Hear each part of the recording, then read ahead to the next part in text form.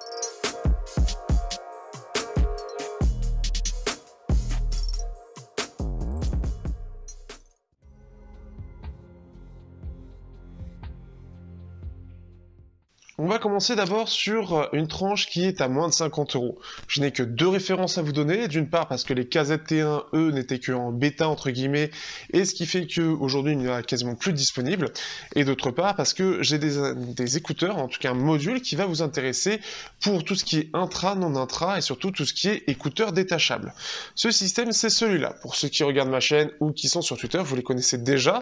Il coûte une vingtaine d'euros, et la particularité, c'est surtout qu'ils vont permettre de mettre n'importe quel intra, que ce soit à partir de 10 euros jusqu'à illimité en fait, et c'est ça l'avantage. Ils sont pas très chers comme j'ai dit, donc, et ils sont Bluetooth 5.0, 6 à 7 heures d'autonomie, ils prennent en charge les 2 pins et MMCX, donc à vous de voir selon ce que vous préférez. Si vous voulez le moins cher possible, vous pouvez vous orienter sur des KZ-ZSN Pro d'un côté, ou les CCA CA4 de l'autre, pour pouvoir commencer. Si vous êtes prêt à aller à la limite des 50 euros, vous avez les KZ AS10 ou les CCA C12 qui sont très sympathiques. Vous pouvez suivre le lien dans la description qui retrace un petit peu tous les choix disponibles avec ce module-là qui est à mon sens très intéressant. Par contre le problème c'est qu'il faut les recharger en micro USB, donc les deux à part bien évidemment, il n'y a pas de boîtier de charge et ça c'est le plus gros problème. Il faudra aussi se munir d'une petite boîte pour pouvoir les ranger facilement, mais ça coûte 1 € sur AliExpress, pareil vous avez tout dans la description. L'autre appareil que j'ai à vous présenter, ce sont des non-intra, des écouteurs style AirPods pour faire plus simple, donc vraiment avec un design assez sympathique et qui ont un design qui est comme ceci à l'avant. Donc, comme vous pouvez voir, normalement vous avez des plans qui vont apparaître, mais ce qui est intéressant, c'est que déjà il n'y a pas ce style brosse à dents, et alors là vous avez bien évidemment ce côté assez coloré, mais vous avez des coloris beaucoup plus simples. On est sur une boîte qui est sur sa version Pro en USB-C, donc ça c'est une chose aussi qui est appréciable et qui va permettre d'avoir qu'un seul boîtier. Et merci le chat de faire bonjour à la caméra, mais je suis en train de bosser.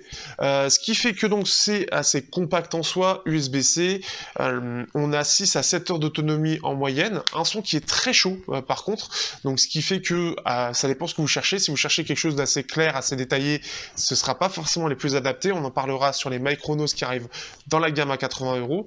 Vous avez en fait ceux-là, ils sont plutôt sympathiques, SBC uniquement par contre, mais voilà, c'est très chaud, ça manque un peu de détails, ça peut faire penser un peu aux AirPods, je saisis pas bien la différence par contre parce que je n'ai jamais testé les AirPods, mais ça peut vous plaire.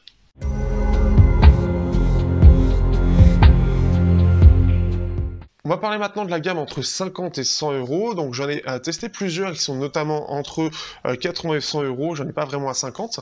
Alors tout d'abord, vous avez les KZ-E10. Je les ai pas reçus vu qu'on m'a volé le colis, ce qui est sympathique.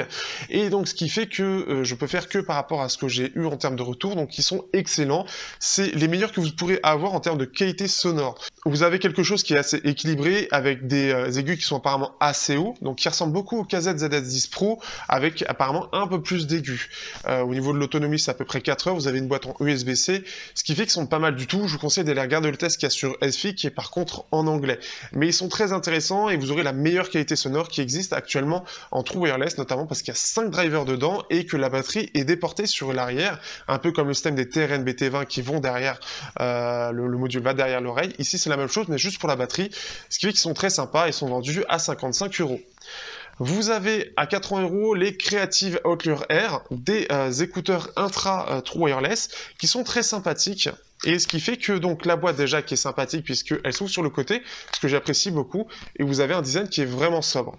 Vous avez des embouts qui paraissent vraiment petits comme ceci, mais ils sont vraiment sympathiques et on a une autonomie entre 8 et 10 heures avec la boîte qui, elle, fait 20 heures supplémentaires, voire 30 heures sur la version Gold. Ce qui est sympathique, c'est surtout que la qualité sonore est vraiment, vraiment bonne pour le prix. Elle est vraiment très très bonne et elle est vraiment réussie. On a une signature qui est bien évidemment dynamique, qui va être bien détaillée, qui va être plutôt naturelle, qui est bien maîtrisée dans l'ensemble, donc vraiment pas mal de ce point de vue-là. Vous avez aussi les TFZ X1 qui sont eux, pareil, avec une boîte en métal et donc des intras qui sont donc pour le coup de vrais intras mais qui sont agréables dans l'oreille. Vous avez une boîte qui est assez lourde mais par contre qui a une grosse batterie. L'avantage de ces écouteurs c'est qu'ils vont faire donc entre 7 heures et 8 heures d'autonomie mais que la boîte va être aux alentours des 100 heures. Par contre forcément la boîte elle est un peu lourde mais la qualité de fabrication est excellente. Vous avez un son qui est avec une armature équilibrée, ce qui fait que par contre, au niveau des sous-basses et au niveau des très grands aigus, ça va être un peu compliqué, on va vraiment être plus quelque chose centré sur les médiums. J'y arrive. Ce qui fait que c'est plutôt correct, mais pour ceux qui veulent quelque chose de vraiment dynamique, je vous conseille plus les créatives. Pour ceux qui veulent quelque chose de beaucoup plus équilibré, ceux-là sont vraiment pas mal. Par contre, c'est plus la scène en elle-même qui est assez serrée en soi. Pareil, ils sont à 80 euros. Vous avez pour changer les Micronos The Buds ici, qui sont des écouteurs un petit peu à la AirPods, donc comme on peut le voir, hein, c'est donc du écouteur, ce n'est pas un trait. Et ce qui fait qu'ils sont vendus 80 euros avec une boîte en USB-C. Et donc on a quelque chose qui est sympathique en termes de son, on a quelque chose qui est clair, beaucoup plus que les Sabat qui ont vraiment une signature très chaude et très orientée bas médium. Ici on va avoir quelque chose de beaucoup plus clair et plus neutre. Et ce qui est sympathique, c'est que selon comment vous allez mettre dans l'oreille, si vous arrivez à aller jusqu'au bout, en tout cas moi c'est ce que j'ai pu faire, vous aurez d'énormes basses. Après ça dépend bien évidemment de comment vous mettez dans l'oreille. C'est un peu plus neutre sur les Sabat parce qu'une fois posés, ils ne bougent pas, leur design est vraiment fait pour être assez neutre là-dessus. Ici on peut un peu plus jouer avec la distance que vous mettez par rapport à l'intérieur de l'oreille et qui fait que vous aurez plus ou moins de basses. Donc c'est à vous de jouer avec. Et un design plus à l'AirPods pour ceux qui cherchent. Et j'aime bien la boîte. Vous avez, pour finir, les One More Stylish, que j'ai testé il y a très peu de temps, et donc là, en version dorée, avec un côté un peu rosé autour, ce qui fait qu'ils sont un petit peu plus, on va dire, portés sport, puisque déjà, on a un arceau qui fait que ça va mieux tenir dans l'oreille, on a toujours ce côté intra, et un son qui est plutôt qualitatif. Par rapport aux créatives, on a quelque chose de plus équilibré, mais un peu plus fun que les TFZ X1. On est par contre sur du micro USB. Ce qui est bien, c'est que la boîte est compacte et on est sur à peu près du 6 heures d'autonomie là-dessus et donc à peu près 24 heures avec la boîte en tout.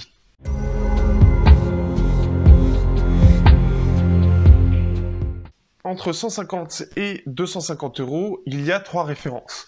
Je vais vous présenter celle qui est la moins chère, qui est les Plantronics Backbeat Pro 5100, des True Wireless bien évidemment en 5.0 aussi, comme tout le reste d'ailleurs au passage. Avec par contre, et ce qui est dommage, c'est qu'on doit appuyer, donc on n'a pas un système magnétique, on doit appuyer sur un bouton pour l'ouvrir, mais ça permet aussi d'avoir l'indicateur de batterie. Je ne sais pas si ça va se voir au centre. Donc ça, c'est une première chose. On ne peut pas les qualifier réellement d'intra, puisqu'on va vraiment avoir cette idée où les embouts sont plus des semi-intra. Donc ça, c'est une première chose. Ils ne sont pas trop imposants dans l'oreille. On a d'ailleurs pour chaque écouteur une surface tactile et un bouton cliquable. Donc c'est la même chose en soi, c'est le même bouton, mais bon, soit vous l'effleurez, soit vous appuyez dessus. Ça va permettre soit d'aller sur la gestion du volume, soit d'avoir, via l'application Backbeat, le mode MyTap. On va pouvoir gérer plusieurs choses, l'état de la batterie, Google Assistant, ou encore changer la playlist, activer notre playlist préférée sur Deezer ou Spotify. Malheureusement, on n'aura pas plusieurs choix selon le type d'appui, on n'aura qu'un seul choix ou deux choix. Donc c'est un appui ou deux appuis, mais on n'en aura pas plusieurs, ce qui est un peu dommage. On aurait pu avoir plus de fonctions possibles, mais on peut toujours les modifier via l'application Backbeat.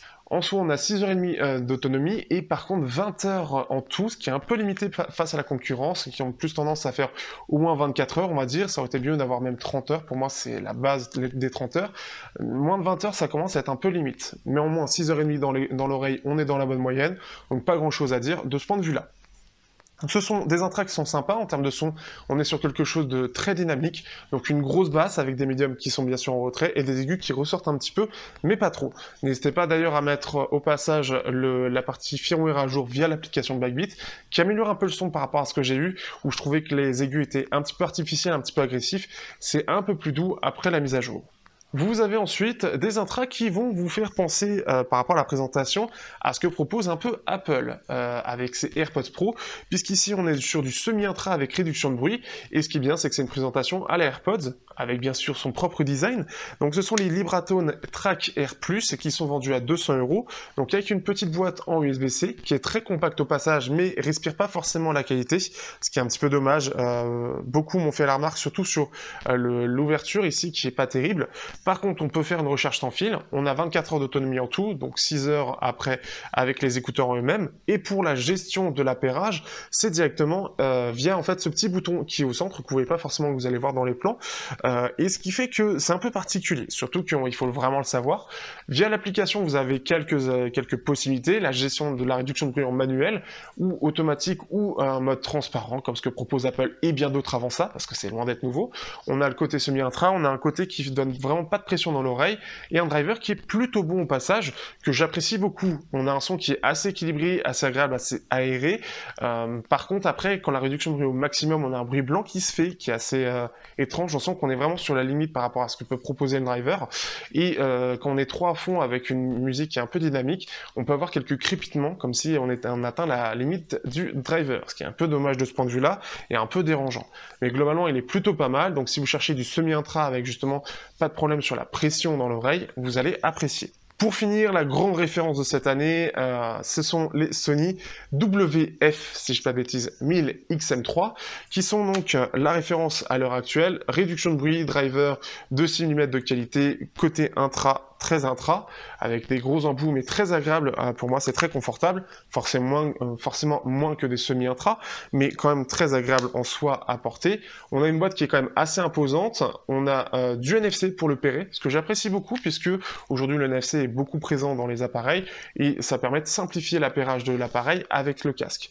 On a même une gestion via Google Assistant de l'appairage, donc quand vous les ouvrez, quand vous voulez les pairer, vous attendez un petit peu, et Google va vous proposer de les pairer via le Google Assistant, si vous l'avez sur votre téléphone, ce qui est agréable aussi. On a une signature qui de base est très dynamique, très fun, avec une grosse basse très imposante, que je trouve personnellement trop imposante, et ce qui fait que c'est un peu le problème avec ça, c'est que je suis pas forcément fan de la signature de Sony, mais beaucoup apprécions cette grosse basse, et avec des aigus qui sont relevés, et un poil agressif à mon goût.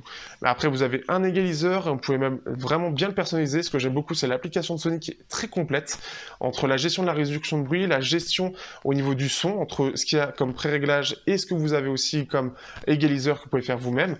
Vous avez bien évidemment Google Assistant qui est présent, vous avez différents modes, vous avez la gestion des touches tactiles sur l'appareil, et donc vous avez environ 24 heures d'autonomie, donc 6 heures via les écouteurs et 18 avec la boîte. Bien sûr en USB-C, pas de recharge sans fil par contre. Ce qui fait globalement, c'est la grande référence de cette année, c'est ceux que les gens qui adorent les intras vont préférer, qui veulent quelque chose de fun, de vraiment fun, surtout si vous mettez en mode vraiment vif, vous allez avoir vraiment quelque chose de très puissant, donc là-dessus vous pouvez vraiment vous éclater sur les égaliseurs. Personnellement, moi je suis plus côté Libratone pour un son un peu plus équilibré et léger. Après, vous de voir, bien évidemment.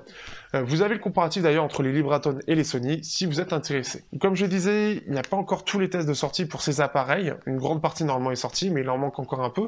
Donc n'hésitez pas à suivre la chaîne pour suivre les sorties et de façon détaillée les tests manquants des produits qui vous intéressent. N'hésitez pas à regarder ceux qui vous intéressent pour avoir plus de détails. Je remercie encore une fois le Café du Geek qui a permis en grande partie à avoir beaucoup de ces tests-là, donc par exemple le Sony, et ce qui fait que personnellement, mon choix final, si je devais en garder qu'un seul, ce serait les TRN BT20.